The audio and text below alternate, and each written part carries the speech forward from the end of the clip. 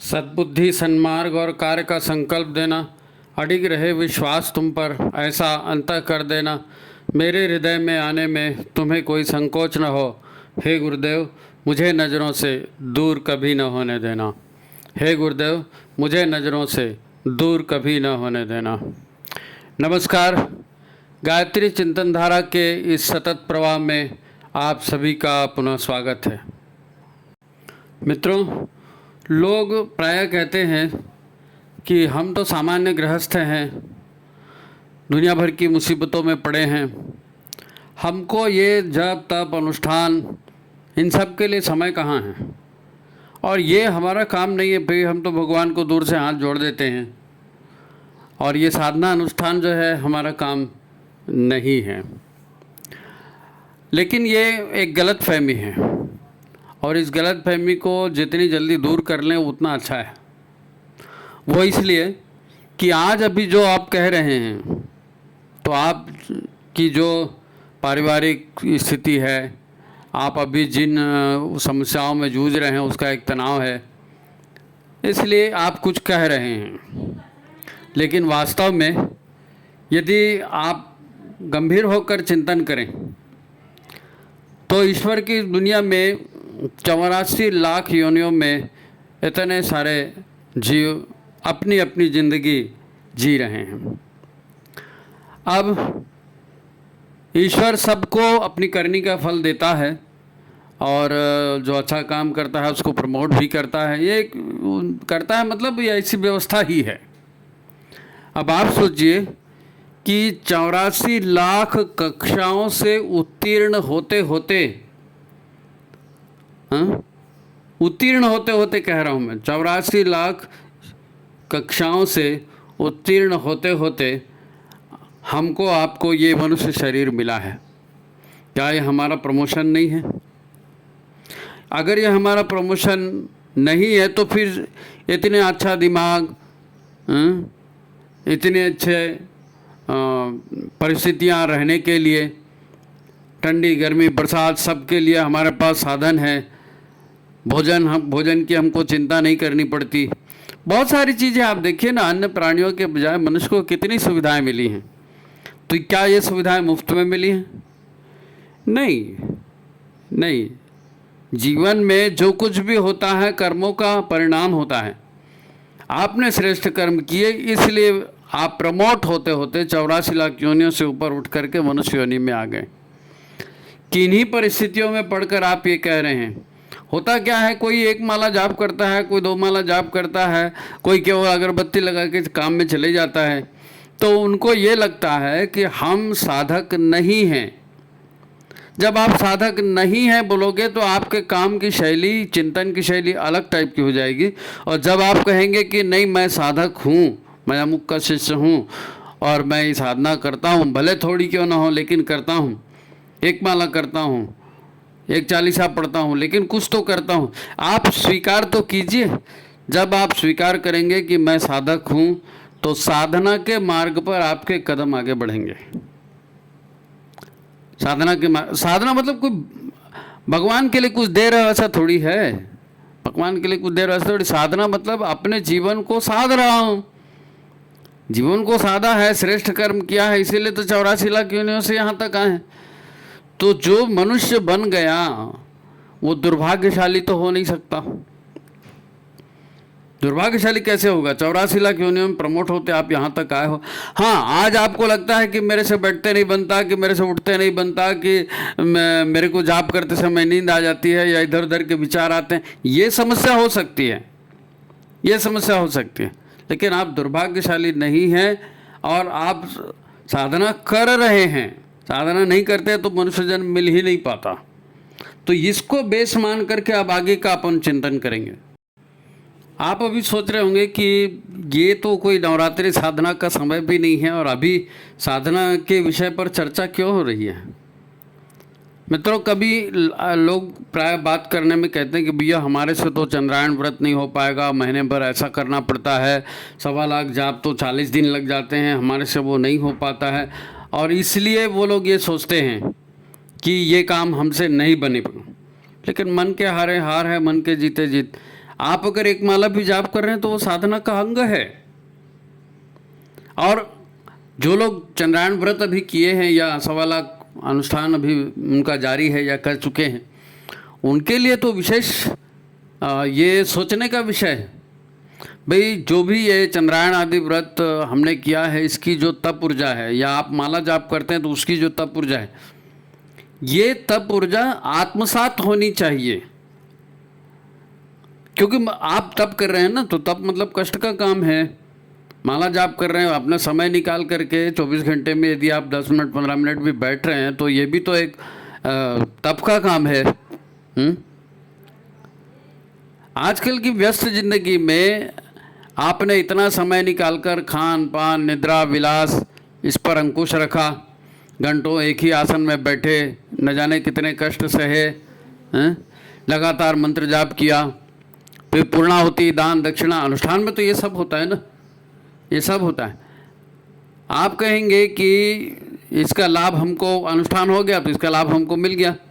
हाँ, लाभ मिलना चाहिए, लाभ मिलता है। कैसे नहीं मिलेगा भाई? आपने अच्छा काम किया है, साधना का काम किया है, तो उसकी ऊर्जा कहीं बेकार थोड़ी जाएगी। ठीक है, पर आपने जो जब तब साधना से ऊर्जा अर्जित की है, इस ऊर्जा का स्वयं का कोई दिमाग है क्या? ऊर्जा का स्वयं का कोई दिमाग है या ऊर्जा का स्वयं का कोई लक्ष्य है? नहीं। जैसे एक पहलवानी करने वाला पहलवानी करता है, शरीर को मजबूत बनाता है, लेकिन शरीर मजबूत बनने के बाद, वो शक्तिवान बनने के बाद वो गुंडा भी हो सकता है, नहीं हो सकता? हत्यारा हो सकता है, आतंकी भी हो सकता है। वैसे ही एक तप साधना करने वाला राक्षस भी हो सकता है। सभी राक्षस तपस्वी रहे हैं ना, सभी राक्षस तपस्वी रहे हैं। अहंकारी, दूसरों को कष्ट पहुंचाने वाले रहे हैं। उन्होंने ये सब कुछ अपनी तपस्या से प्राप्त वरदान या सामर्थ्य के द्वारा राक्षसी पद प्राप्त किया है। आप कहेंगे हमने तो गायत्री की सात्विक साधना की है। ठीक है, दो बातें हैं, दो बातें आप भी जानते होंगे। गायत्री शक्ति गुरु के मार्गदर्शन या आशीर्वाद में ही फलित होती है, और अगर ऐसा नहीं हो पाया तो क्या होगा? गुरु के संरक्षण आशीर्वाद में आप नहीं कर पाए तो क्या होगा? आपका अहंकार बढ़ जाएगा, मति भ्रष्ट हो जाएगी। क्योंकि ये जो साधना से आपको थोड़ी बहुत ऊर्जा उपलब्ध हो गई है, इसको कार्य में नियोजित होना है। ऊर्जा उपलब्ध हो गई है, ऐसा तो नहीं है कि पैसा मिल गया तिजोरी में रख दिया, नहीं। ऊर्जा उपलब्ध हो गई तो ऊर्जा कोई ऐसे फिक्स नहीं रहती ना, उसको कहीं ना कहीं लगाना पड़ता है। आप इसे पेटी में रख के सुरक्षित नहीं कर सकते। तो गुरु का मार्गदर्शन स्वीकार कर लेंगे तो ये ऊर्जा जो है आत्म परिष्कार में, आत्मोन्नति में, जन कल्याण में, लोक सेवा में लग सकती है, और इन सभी के परिणाम अच्छे निकलेंगे। इन सभी के परिणाम अच्छे निकलेंगे। नहीं तो इसका उल्टा भी हो सकता है। तब के बाद आदमी जो है ना, अगर गुरु का मार्गदर्शन नहीं रहा तो तब के बाद आत्मा प्रशंसा में रत हो जाता है आदमी। ओ, मैंने अनुष्ठान किया, सब जगह बताते घूमेगा, सब जगह प्रसाद बांटते घूमेगा, मेरे अनुष्ठान का प्रसाद, ताकि लोगों को पता चले कि अच्छा इसने इतना अनुष्ठान किया है। तो अपनी इमेज बनाना है। तो व्यक्ति दम्भी अहंकारी भी हो सकता है। फिर ऐसे तो सारे किए कराए पर पानी फिर जाएगा, लाभ की जगह उल्टे हानि भी हो सकती है ना। तो ये मनोविकार है ना, ये कब बढ़ जाएं आदमी को पता भी नहीं चलता। क्या है, शक्तियाँ आदमी को आकर्षित करती हैं, फिर आदमी करता वही है जैसे उसके अंतःकरण के संस्कार होते हैं। मन माफी की तो काम करता है ना, तो मन में ऊर्जा होती है, उसी को संस्कार बोलते हैं, मन के ऊर्जाओं को, है नहीं। ये याद रखना चाहिए कि ऊर्जाओं पर अधिकार मन का ही होता है। इसलिए मन को गुरु के चरणों में या इष्ट आराध्य के चरणों में अर्पित करने को कहा जाता है। प्रभु तेरे चरणों में स्थान दीजिए, गुरु तुम्हारे चरणों में स्थान दीजिए, यही तो कहते हैं ना। लोग पुस्तकें पढ़कर, प्रवचन सुनकर जैसे तैसे साधनाएं करते हैं, जाप करते हैं, फिर या तो साधना क्रम ठीक से चला नहीं पाते, सारे कर्मकांड घड़ी देख देख कर होते हैं, दिन गिन गिन कर अनुष्ठान के दिन पूरे होते हैं। भाव पक्ष की, प्राण शक्ति की, ध्यान के नियोजन की उपेक्षा होती है। ऊर्जाएं तो पूरी उपलब्ध नहीं होंगी ना, उल्टे अहंकार बढ़ जाएगा ऐसा करेंगे तो, और ये हानि की बात है। तो ये बात बड़ी महत्वपूर्ण है कि अनुष्ठान साधना आपने ठीक से किया भी है तो भी उसकी तप ऊर्जा का सही उपयोग नहीं होगा तो उल्टे आपकी हानि भी हो सकती है। तो विषय बहुत महत्वपूर्ण है। इसके पहले कि हम और आगे बढ़ें, आप वीडियो को लाइक करें, शेयर करें, और जिन्होंने सब्सक्राइब नहीं किया है, जो चैनल पर नए हैं, उनसे अनुरोध है कि वो चैनल को सब्सक्राइब भी कर लें। इस एपिसोड को बनाने के पीछे कारण यही है कि लोग पुण्य कमाने के लिए, गुरु का आशीर्वाद पाने या किसी और कामना से आज भाग दौड़ भरी ज़िंदगी में जैसे तैसे समय निकालकर अनुष्ठान प्रारंभ करते हैं। अच्छी बात है, करना चाहिए अनुष्ठान। कठोर तप, अनुशासन, शारीरिक भोगों से दूरी, ये जो है ना, ये अपने को आदत नहीं रहती अनुष्ठान के जीवन जीने की, कठोर जीवन जीने की, तो जल्दी ही आदमी जो है इस बंधन से मुक्त होना चाहता है। अब अंदर तो बात हुई कि नहीं भाई मेरे को अनुष्ठान करना है, लेकिन मन ये कहता है कि अरे यार ये तो तकलीफ है, जितने जल्दी निपट जाए अच्छा है। भाई मन का स्वभाव है ना, वो कष्टों से भागता है। अब संकल्प ले लिया है तो मजबूरी जैसी स्थिति बन गई है, कोई बताता नहीं किसी को, लेकिन वो भावभूमि बदल जाती है नहीं। महत्वपूर्ण कामों को टालकर आप अनुष्ठान के लिए समय निकाल रहे हैं तो एकदम है ना नकारात्मक भाव से इसको ना लें, है ना। शुरू में सभी को ऐसा लग सकता है कि अरे तकलीफ़ हो रही है, लेकिन टिक कर करें, मन को लगाने की कोशिश करें। अगर पूरा नहीं हुआ तो, या दैनिक जाप भी आपका है तो उसको भी, है ना। विशेषकर जिन लोगों ने अभी चंद्रायण आदि व्रत किए हैं, अनुष्ठान किए हैं, और ऐसी मनस्थिति भीतर में बन गई है, जिनके भी बनी है, मैं सबका नहीं कह रहा हूँ, जिनके भी बन गए, तो होता क्या है, जैसे अनुष्ठान की मर्यादा समाप्त होती है तो आदमी तेज़ी से नॉर्मल होना चाहता है, और ये प्रक्रिया पहले से ही शुरू हो जाती है। आदमी दिन गिनना शुरू कर देता है, अभी इतने दिन बचे हैं, अभी इतने दिन बचे हैं, 2 दिन और बचे हैं, 4 दिन और बचे हैं, इस तरह की बातें शुरू हो जाती है। और आखिरी दिन तक तो ये हालत हो जाती है, हाँ हो गया दादा, ये अनुष्ठान हो गया, कल से जल्दी उठना बंद, कल से आराम से उठे, कल मेरे को जल्दी मत उठा। यहाँ तक हालत हो जाती है। पहले मैं ऐसा करता था, पहले मैं नाश्ता करता था, पहले मैं वो करता था, तो जो पुरानी लाइफ है उसी में आदमी वापस आने की कोशिश करता है, और करते हैं। तो ये खतरनाक हो सकता है। खतरनाक इन द सेंस कि आपने अनुष्ठान किया है, अच्छे एक काम आपने पूरा किया है, तो उससे जो ऊर्जा मिली है उसको आप सत्कार में लगाइए, है ना। अनुष्ठान की ऊर्जा जो है ये आपकी आत्मोन्नति में लग जाए। भाई गुरु की कृपा से आपको बुद्धि सूची, गुरु की कृपा से आपने अनुष्ठान मन लगा करके जैसे भी है आपने पूरा कर लिया है, तो सही दिशा में इसकी ऊर्जा को आप नियोजित करने पर भी ध्यान देना, तो ये स्थायी लाभ मिलेगा आपको, स्थायी लाभ मिलेगा। ये देखिए, कोई ऐसे अनुष्ठान नहीं कर लेता जब तक गुरु की कृपा नहीं होगी, माँ गायत्री की कृपा नहीं होगी, आपको बुद्धि सूझेगी ही नहीं। आपको बुद्धि उन्हीं की कृपा से सूझी है और आपने कर लिया है, तो अब जो ऊर्जा बनी है इस ऊर्जा को सन्मार्ग पर लगने दीजिए, इसका नियोजन कर लीजिए अपने जीवन में। ये इसीलिए ये वीडियो बना है ताकि हमसे गलती मत हो और ये जो इतना तपस्या हुई है ये व्यर्थ न जाए, ठीक है। तो अब इस ऊर्जा का नियोजन करना, इसका मतलब क्या होगा? ऊर्जा को आत्मसात करना है, माने करना क्या है? अब ये ऊर्जा अपने आप तो आत्मसात होगी नहीं, तब इसके लिए अपनी मनोभूमि को तैयार करना पड़ेगा। अपनी मनोभूमि को तैयार करना, अपने भीतर में एक संकल्प उभारना पड़ेगा। संकल्प एक ऐसा विचारों का कि भाई हम इस ऊर्जा को अपने भीतर धारण करना है हमको, तो हम ये संकल्प लेते हैं, तो इसके लिए फिर जो करना है वो करेंगे। तो संकल्प पूर्वक करेंगे तब बनेगा, है नहीं? क्या संकल्प? तो शुरुआत हमको कैसे करनी है? शुरुआत ये होगी कि गुरु कृपा और अपने सौभाग्य का हमको चिंतन करना पड़ेगा। कैसे? गुरु की कृपा और सौभाग्य का।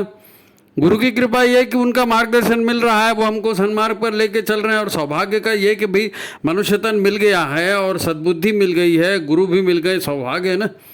तभी तो आप अनुष्ठान कर पा रहे हो, अनुष्ठान का महत्व समझ पा रहे हो, जाप कर रहे हो, जाप का महत्व समझ पा रहे हो। तो ये गुरु की और ईश्वर की कृपा है, इसको अनुभव करें और इसको स्वीकार करें।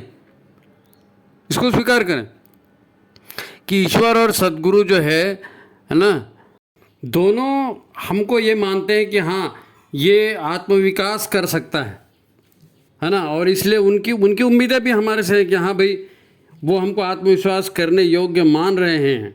ये हमारे लिए एक सब प्लस पॉइंट है ना। आप जाप कर सकें, आप अनुष्ठान कर सकें, है ना, ये उन्हीं की प्रेरणा से हो पाया ना। तो ये ऊर्जा मुफ्त में आपको नहीं मिली है, गुरु की कृपा से, ईश्वर की कृपा से, अनुष्ठान करने से मिली है। तो अब इसका सदुपयोग करना है। ये मनोभूमि अपने अंदर बनानी है कि उनकी कृपा हमारे ऊपर है। ठीक है, आप जो है इसके दूसरे पक्ष पर ज़रा ध्यान दीजिए। इसका दूसरा पक्ष मतलब क्या? गुरुदेव ने ये आपसे करवाया, मतलब हम पहले ही गुरुदेव की गुड बुक में थे। गुरुदेव ने हमसे ये करवाया, मतलब गुरुदेव की गुड बुक में हम पहले से थे। शांतिकुंज में जाने पर लोग बोलते नहीं आप आए नहीं हो, आपको गुरुदेव ने बुलाया है। तो गुरुदेव की नज़र तो सभी के ऊपर है ना, तो हमारे ऊपर भी नज़र थी। और गुरुदेव हमको आत्मविकास करने के योग्य मानते हैं, हमारे लिए प्रेरणा प्रोत्साहन दे रहे हैं, अवसर भी दे रहे हैं। तो गुरुदेव की गुड बुक में हम हैं, वो हमको अच्छा मान रहे हैं। गुरु सतत हम पर नज़र रखे हुए थे। भाई सन्मार्ग पर चलने की प्रेरणा तो गुरु ने ही दी ना। तो पहला चरण जो है ना वो सौभाग्य से पूरा हो गया। ये पहला चरण है, गुरु की कृपा, ईश्वर की कृपा को अनुभव करना साधना का पहला चरण है। ऊर्जा को अपने भीतर आत्मसात करने का पहला चरण है। तो आप जरा अपने जीवन की उपलब्धियों को ढूंढो कि आपने जीवन में कहाँ कहाँ सफलता प्राप्त की, क्या क्या आपके जीवन में अच्छा हुआ, उसकी लिस्ट बनाओ। क्या क्या अच्छा हुआ उसकी लिस्ट बनाओ जो हमारे से हो चुका है। कितने सुअवसर जो आपको मिले और उससे जीवन बेहतर हो सका। पुनरावलोकन फिर से उसको देखो, है ना, फिर से उसको देखो। क्योंकि हम क्या होता है, जो अच्छा अच्छा मिलता है उधर ध्यान नहीं देते, और ज़रा सा कुछ निगेटिव हो जाता है उसी को रोते रहते हैं कि अरे मेरे साथ तो ऐसा हो गया, मैं तो दुर्भाग्यशाली हूँ, मैं फलाना हूँ। अरे बाबा, जो अच्छा हुआ है गुरु की कृपा से, ईश्वर की कृपा से, आपके सत्कर्मों से हुआ, उधर भी तो ध्यान दो। तो आपके भीतर में और अच्छा कर्म करने की प्रेरणा जागेगी, गुरु से जुड़ने की प्रेरणा जागेगी। परंतु जब हम अपने आलस्य प्रमाद में रहते हैं तो हमको इधर ध्यान ही नहीं जाता ना हमारा। गुरु क्या बोल रहे हैं ये समझ में ही नहीं आता। हम अपने अहंकार में गुरु से दूर हो जाते हैं। गुरु या ईश्वर की कृपा जो है, इसको हम क्या मानते हैं, ये तो मेरी मेहनत से हुआ है जी, मेरे दिमाग में बात आई, मैं तो होशियार हूँ, ये मैंने अपनी कुशलता से इसको प्राप्त किया है। तो जब आपके पास दिमाग है और आप अपनी कुशलता से सारा हासिल कर रहे हैं तो फिर आप फेल्योर क्यों होते हैं? फेल्योर तो यही दिखाता है कि आपके पास दिमाग नहीं है और आप काम नहीं करते। ईश्वर कृपा नहीं, जो मेहनत कर रहा है उसको मिलेगा, हमने मेहनत किया हमको मिल गया, ऐसे ही तो सोचते हैं ना लोग। तो ईश्वर को धन्यवाद थोड़ी देंगे, गुरु को धन्यवाद ऐसे लोग नहीं देंगे। तो ऐसा नहीं है, मेहनत तो बहुत लोग करते हैं, सभी तो सफल नहीं होते ना। सभी मेहनत करने वाले सफल कहाँ होते हैं? देखो, राक्षस नहीं बनना है तो जीवन साधना का पहला चरण यही है कि ईश्वर के प्रति धन्यवाद भाव से भर जाएं, ईश्वर के प्रति कृतज्ञता का भाव से भर जाएं। मैं क्या हूँ, मेरी ताकत है, यही तो राक्षस है जी। फिर आप जो अपनी ऊर्जा है उसको भी उसमें लगा देंगे तो और राक्षस का मल्टीप्लाई हो जाएगा, बड़े राक्षस बन जाएंगे। अपने भीतर उस श्रद्धा को, उस विश्वास को उभरने दीजिए। यही आध्यात्म विकास की पहली सीढ़ी है। आस्था और विश्वास आध्यात्म विकास की पहली सीढ़ी है। यदि आप ऊर्जा को इधर लगाएंगे, गुरु का ध्यान करते हुए, ईश्वर का ध्यान करते हुए, उनकी कृपा को अनुभव करने में, तो आपका आस्था और विश्वास बढ़ेगा ना। पहला ही संकल्प हमने ये लिया है, गुरुदेव ने हमको पहला ही संकल्प दिलाया है, वो भी इसी विषय पर है। हमारा युग निर्माण सत्संकल्प है ना, हमको संकल्प लेने के लिए गुरुदेव ने कहा ना, हर यज्ञ के बाद हम करते हैं। तो जो ऊर्जा मिली है उस ऊर्जा को लगाएंगे कहाँ? जो संकल्प दिया गुरुदेव ने उसी में लगाना है। तो पहला ही संकल्प ये था कि हम ईश्वर को सर्वव्यापी और न्यायकारी मानकर उसके अनुशासन को अपने जीवन में उतारेंगे, आत्मसंयम और नियमितता द्वारा आरोग्य की रक्षा करेंगे। ये गुरुदेव को, ईश्वर को सर्वव्यापी और न्यायकारी मानकर ही हो सकता है। मैंने किया है, मेरी मेहनत है, मैंने किया है, मेरी मेहनत है कहेंगे तो ये संकल्प पूरा कैसे होगा? देखो ये जो है ना, ये बहुत बड़ी सफलता है, बहुत बड़ी सफलता है। अपने भीतर से अहंकार को कम करके, अहंकार को छांट करके, है ना, और ईश्वर के प्रति श्रद्धा और विश्वास यदि हमारे भीतर जग जाता है तो ये आत्मनिर्माण है। इसी को आत्मनिर्माण बोलते हैं। और क्या है? अपने अंतरंग को बदलना। अब ये आगे चल करके आपको बहुत उपलब्धियां और दिलाएगा। तो जो भी साधना हमने की है, जो भी जाप हमने किया है, उस पर आप विश्वास कीजिए, उससे प्राप्त ऊर्जा पर विश्वास कीजिए, अपने गुरु, अपने मार्गदर्शक, अपने ईश्वर पर विश्वास कीजिए, है ना, और उसके बाद आप आध्यात्म में और भी आगे बढ़ते जाएंगे। ईश्वर के अनुशासन में, ईश्वर की कृपा में जीने का भाव यदि हमारे हृदय में बन जाता है, उस पर हमारी आस्था विश्वास जम जाती है, तो आपको फिर उसका शारीरिक भी स्वास्थ्य में लाभ दिखेगा। आप चिंता मुक्त भी हो जाएंगे, है ना, शारीरिक लाभ भी मिलेगा, चिंता मुक्त भी हो जाएंगे। जब भी आप ईश्वर को साक्षी मानकर चलते हैं तो ये समझना आसान हो जाता है। अब भी गुरु को भी हम क्या कहते हैं? अखंड मंडलाकारम व्याप्तम येन चराचरम। तो जब अखंड मंडलाकार है, गुरु हमारे सर्वत्र व्याप्त है और हमारे ऊपर गुरु की सतत नज़र है, तो गुरु के इशारों पर चलना वैसे भी नैतिकता का फर्ज है नहीं, कि गुरु हमको लगातार देख रहे हैं। तो इसमें एक प्रॉफिट और होता है कि जब हमारे मन में ये बात आती है कि गुरु हमको लगातार देख रहे हैं और हम गुरु की नज़रों में हैं, तो वो दूसरा संकल्प भी पूरा होता है कि मन को कुविचारों और दुर्भावनाओं से बचाए रखेंगे। अब गुरुदेव देख रहे हैं तो फिर मन को दुर्भावनाओं से बचाएंगे, कुविचारों से बचाएंगे। नहीं तो कौन देख रहा है जी? अरे कहाँ भगवान लगा है, सब तो ऐसे ही करते हैं, इसी टाइप का सोच, ऐसी सोच के तो लोग भ्रष्टाचार करते हैं ना। अब ऐसे ही देखो, जाप और अनुष्ठान जो है ना, ये ऐसा नहीं है कि आपने कोई कर्मकांड कर दिया और आपकी लॉटरी लग गई। नहीं, ऐसा नहीं है। कर्म तो करना ही पड़ेंगे, बिना कर्म के आपको कुछ हासिल थोड़ी होगा। ये तो कर्म की मनोभूमि, पूर्व पीठिका बनी है जाप और अनुष्ठान से।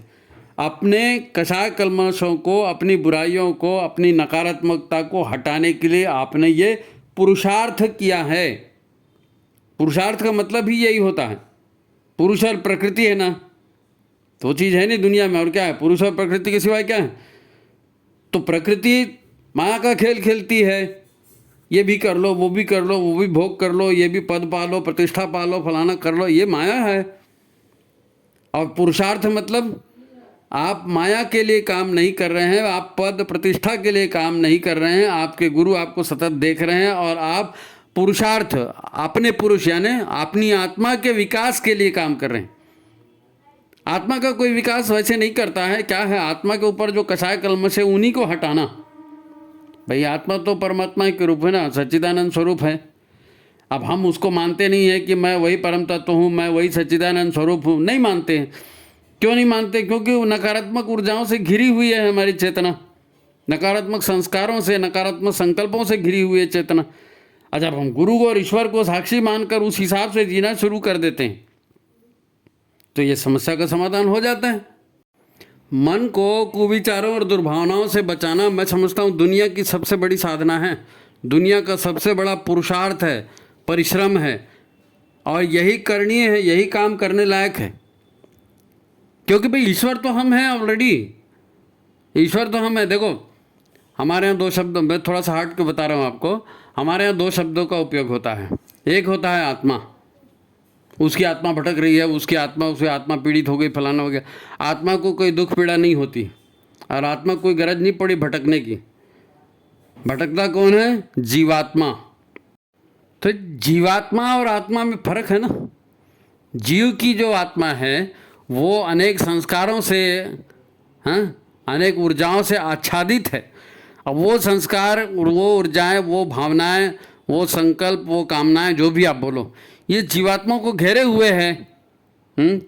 सूक्ष्म शरीर है ना, सूक्ष्म शरीर में ये सारे, आत्मा तो अंदर है उसके, और तो सूक्ष्म शरीर ने को जो है आत्मा को इन ऊर्जाओं ने घेर के रखा है।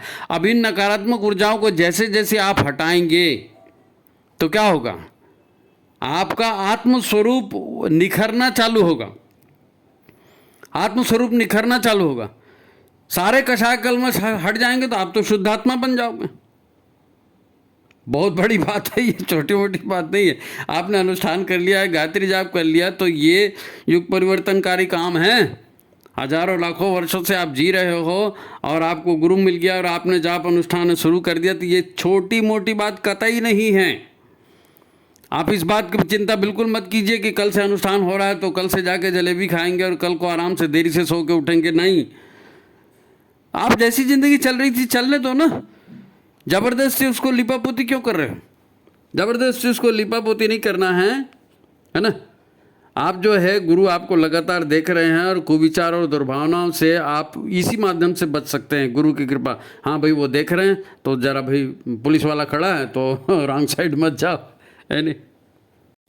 अब ईश्वर को आप कर्ता मान लेंगे, है ना, कि जो कुछ कर रहा है ईश्वर कर रहा है या ईश्वर की प्रेरणा से हो रहा है, तब इसके साइड इफ़ेक्ट बहुत अच्छे आते हैं।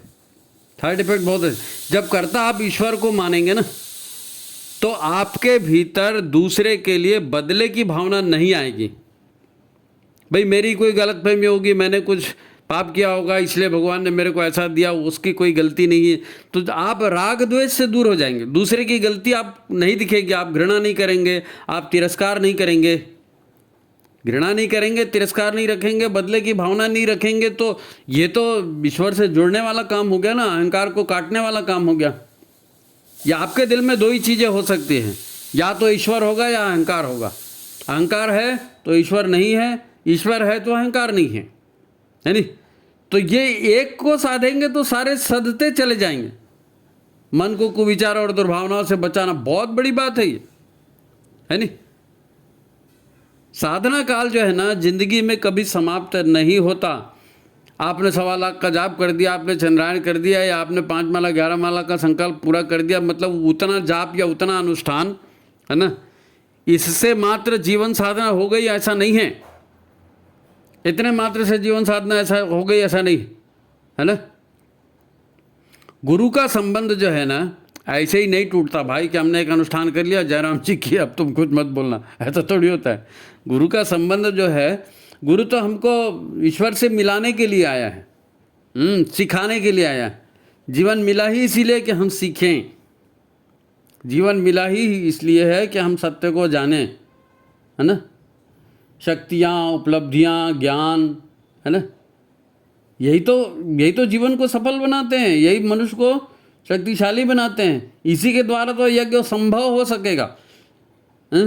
जो शक्तिशाली होगा, जो ज्ञानवान होगा, सद्बुद्धि धारण करेगा, वही तो यज्ञ भी करेगा, वही यज्ञ भी करेगा। आत्मा का विकास करोगे माने क्या करोगे? कोई भी व्यक्ति साधना करता है, आत्म विकास करता है, तो आत्म विकास की साधना या साधना ये होता क्या है? कषाय कलमों से मुक्ति, कषाय कलमों से मुक्ति। जैसे कषाय कलमों से मुक्त हो जाएंगे तो सर्व सिद्धियाँ तो आपके भीतर ऑलरेडी हैं।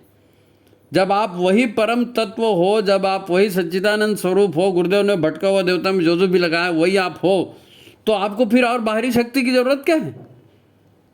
बादल को छट जाने दो, सूरज अपने आप चमकेगा। सूरज को कोई चमकाना थोड़ी पड़ता है, बादल हटेगा सूरज चमकेगा। एक अनुष्ठान, एक गायत्री जाप आपको कहाँ से कहाँ लेकर जाएगी आप अभी कल्पना नहीं कर पा रहे हो। लेकिन ईश्वर को सर्वव्यापी न्यायकारी मानकर उसके अनुशासन में हम चलेंगे ना, तब ये चीज़ धीरे धीरे उभर करके स्वयं सामने आएगी। ये माता जी का संदेश है भाई, लोग कर रहे हैं, अनुष्ठान कर रहे हैं, ये कर रहे हैं, तो उनको बोलो कि जरा अपनी जो अनुष्ठान की तप की ऊर्जा है इसको जीवन में लगने दो। ऐसा नहीं कि भाई एक महीना हो गया, 40 दिन हो गया तो चलो कल से अपने पुराने डरे पे ना। गुरुदेव लगातार आपको देख रहे हैं, है ना, गुरुदेव लगातार आपको देख रहे हैं। मेन बात क्या है, हम जीवन के बारे में कब सोचेंगे? जब गुरु होंगे, जब गुरु हमको बताएंगे कि भाई तुम्हारा जीवन ऐसा नहीं ऐसा है, तो उसके ऊपर ज़रा चिंतन मनन करना है। गुरुदेव ने इतना सारा साहित्य लिख दिया, हमको बताने के लिए लिखा ना कि तुम ये चीज़ पढ़ो, ये तुम चीज़ जान लो, यही सत्य है? ये प्रश्न ज़्यादा महत्वपूर्ण है कि आखिर हमने इस संसार में जन्म क्यों लिया। भाई हमने देखा ना 84 लाख योनियों में से मनुष्य योनि क्यों मिली, तो बात वहीं आ गई ना घुमा फिरा के कि 84 लाख योनियों में मनुष्य योनि आपको मिल गई, तो किस लिए मिली, किस लिए हम इस धरती पर आए। अब विकास की प्रक्रिया है, 84 लाख सीढ़ियाँ चढ़ चुके, तो एक ही सीढ़ी के लिए क्यों बचे हो, एक ही सीढ़ी के लिए क्यों बचे हो? वो भटका हुआ देवता का भटकन इसी से दूर हो रही है ना। गायत्री और यज्ञ, गायत्री और यज्ञ। गुरुदेव क्या कराते हैं? गायत्री और यज्ञ। गुरुदेव क्या कराते हैं? संस्कार। गुरुदेव क्या कराते हैं? संकल्प दे दिया है जी, उसको दोहराओ। अतः संकल्प दोहराने के लिए नहीं है मेरे पिताजी।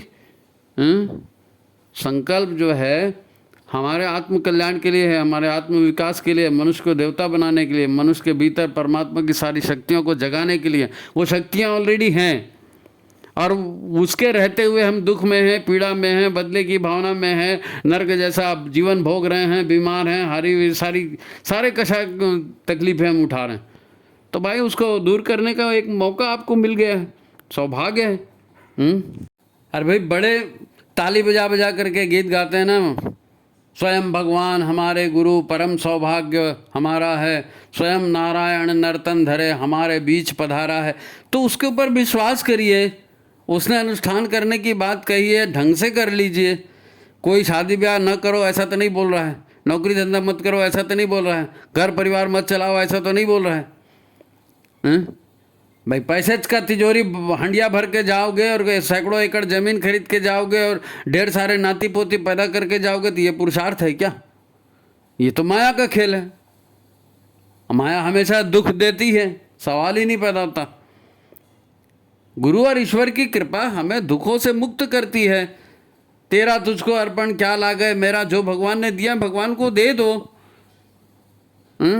बोलो कि हाँ ये भगवान की कृपा से हमको धन संपत्ति मिली है, भगवान की कृपा से अच्छे लोग मिले हैं, भगवान की कृपा से अच्छा संगठन मिला है, भगवान की कृपा से अच्छी सद्बुद्धि मिली है।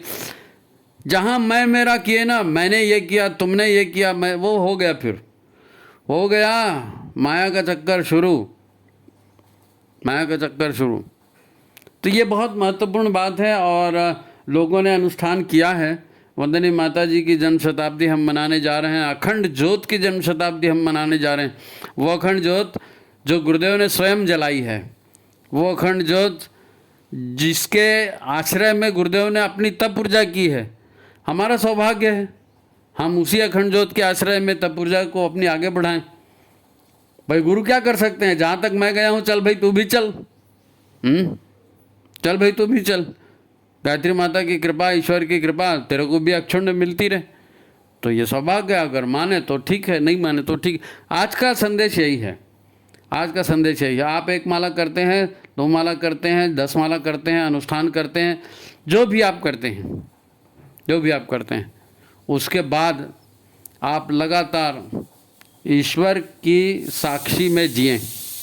आप मान करके चलें कि ईश्वर जो है वो आपके ऊपर लगातार निगरानी रखे हुए हैं, गुरुदेव आपके ऊपर सदा लगातार निगरानी रखे हुए हैं, है ना।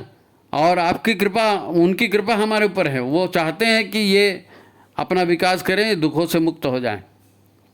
तो उम्मीद है उनका संदेश आपको अच्छा लगा होगा। आप जो भी इस पर विचार करते हैं वो विचार हमें लिख भेजिए, है ना। और फिर से एक बार अच्छा लगा है तो इसको लाइक कीजिए, शेयर कीजिए, है ना। ईश्वर, गुरुदेव, माता जी सब आपका कल्याण करें। आज की बात यही समाप्त। सभी को प्रणाम, नमस्कार।